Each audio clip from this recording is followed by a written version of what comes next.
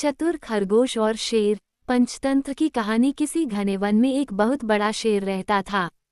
वह रोज शिकार पर निकलता और एक ही नहीं, दो नहीं, कई कई जानवरों का काम तमाम देता। जंगल के जानवर डरने लगे कि अगर शेर इसी तरह शिकार करता रहा तो एक दिन ऐसा आएगा कि जंगल में कोई भी जानवर नहीं बचेगा।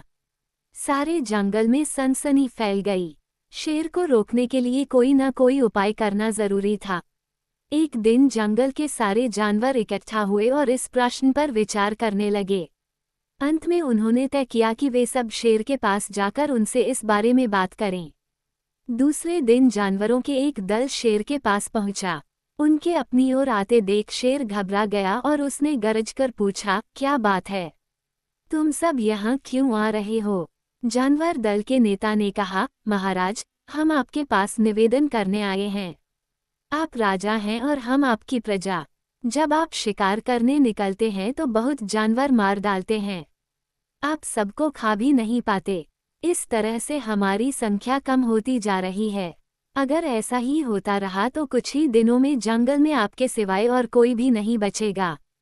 प्रजा के बिना राजा भी कैसे रह सकता है? यदि हम सभी मर जाएंगे तो आप भी राजा नहीं रहेंगे। हम चाहते हैं कि आप सदा हमारे राजा बने रहें। आपसे हमारी विनती है कि आप अपने घर पर ही रहा करें। हर रोज स्वयं आपके खाने के लिए एक जानवर भेज दिया करेंगे। इस तरह से राजा और प्रजा दोनों ही चैन से रह सकेंगे। शेर को लगा कि जानवरों की बात में सच्चाई है। उसने पल भर सोचा, फिर बोला, अच्छी बात है, मैं तुम्हारे सुझाव को मान लेता हूँ। लेकिन याद रखना, अगर किसी भी दिन तुमने मेरे खाने के लिए पूरा भोजन नहीं भेजा तो मैं जितने जानवर चाहूंगा मार डालूंगा। जानवरों के पास तो और कोई चारा नहीं, इसलिए उन्होंने शेर की शर्त मान ली और अपने अपने घर चले गए। उस दिन से हर रोज शेर के खाने के लिए एक जानवर भेजा जाने लगा। इसके लिए जंगल में रहने वाले सब जानवरों में से एक एक जानवर बारी बारी से चुना जाता था। कुछ दिन बाद खरगोशों की बारी भी आ गई। शेर के भोजन के लिए एक नन्हे से खरगोश को चुना गया। वो खरगोश जितना छोटा था उतना ही चतुर भी था। उसने सोचा, बेकार में शेर के हाथों मरना मूर्खता है। अपनी जान बचाने का कोई न कोई उपाय अवश्य करना चाहिए और हो सके तो कोई ऐसी तरकीब ढूंढनी चाहिए जिससे सभी को इस मुसीबत से सदा के लिए छुटकारा मिल जाए।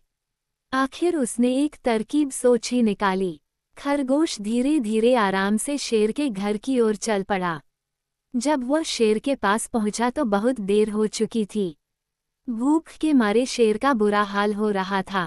जब उसने सिर्फ एक छोटे से खरगोश को अपनी ओर आते देखा तो गुस्से से बौखला उठा और गरजकर बोला, किसने तुम्हें भेजा है? एक तो पिद्दी जैसे हो, दूसरे इतनी देर से आ रहे हो। जिन बेवकूफ़ों ने तुम्हें भेजा है मैं उन सबको ठीक करूंगा। एक एक का काम तमाम न किया तो मेरा नाम भी शेर नहीं।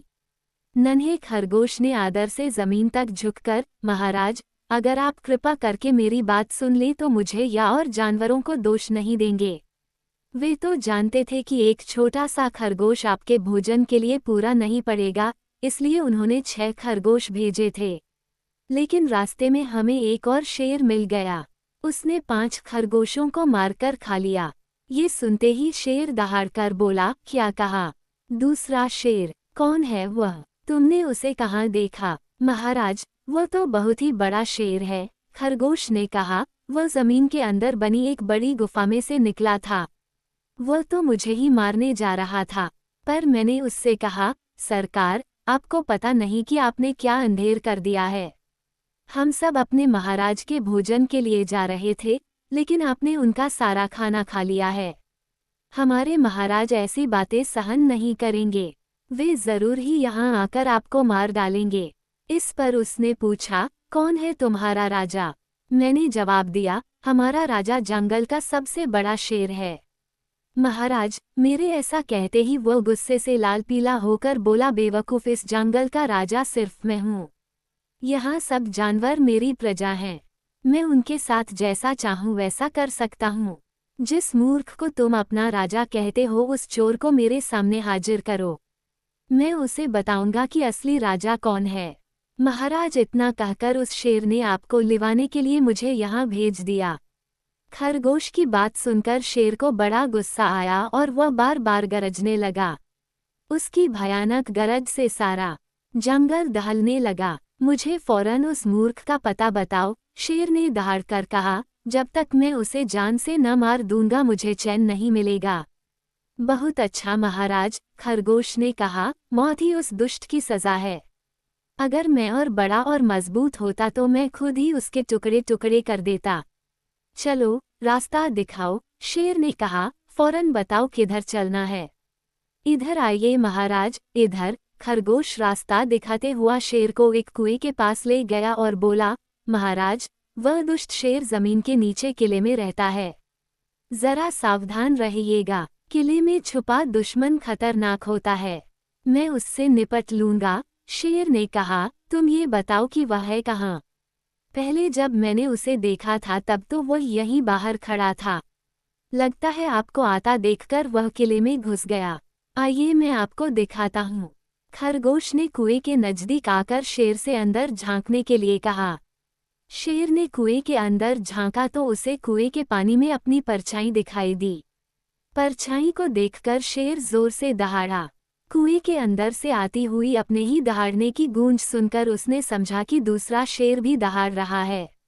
दुश्मन को तुरंत मार डालने के इरादे से वो फौरन कुएं में कूद पड़ा। कूदते ही पहले तो वो कुएं की दीवार से टकराया, फिर धड़ाम से पानी में गिरा और डूबकर मर गया। इस तरह चतुराई से शेर से छुट्टी पाकर नन्हा खरगोश घर लौटा। उसने जंगल के जानवरों को शेर के मारे जाने की कहानी सुनाई। दुश्मन के मारे जाने की खबर से सारे जंगल में खुशी फैल गई। जंगल के सभी जानवर खरगोश की जय जयकार करने लगे। सीख: घोर संकट की परिस्थितियों में भी हमें सूझबूझ और चतुराई से काम लेना चाहिए और आखिरी दम तक प्रयास करना चाहिए। सूझबूझ और चतुराई से काम लेकर हम भयंकर संकट से उबर सकते हैं और बड़े से बड़े शक्तिशाली शत्रु को भी पराजित कर सकते हैं।